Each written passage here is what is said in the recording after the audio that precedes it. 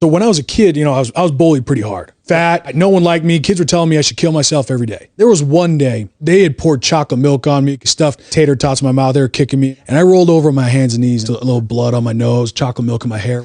And I looked at all these people, all these kids. I knew they felt bad, some of them, but they didn't do anything. And I can't talk about this sometimes. And rarely will they. Yeah, the one thing I asked myself in that moment is, why won't any of you help me? Why won't any of you help me? You just sit there and watch. I don't want to hear I feel bad for you. Why won't you help me? And I went home that day and I walked into my house and I had chocolate milk on my hair. I had bloody nose and I was beat. I didn't want to live. And my mom saw me. She took me right to my dad, says, we got to fix this. We got to tell the principal. And my dad says, no, come here. Pulls me in the other room.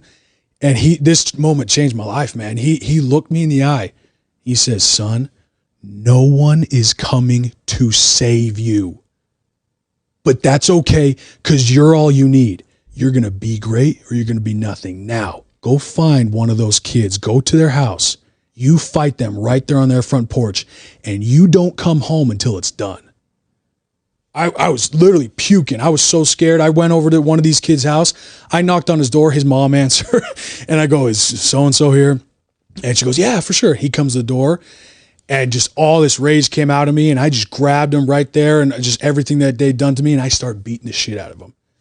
What'd the mom do?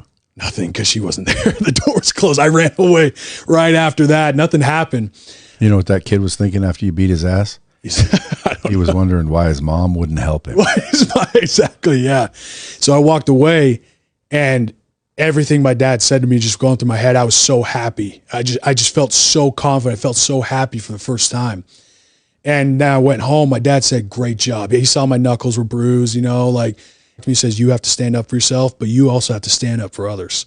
You have to go make sure anyone else who this happens to, you got to be strong enough to help them too.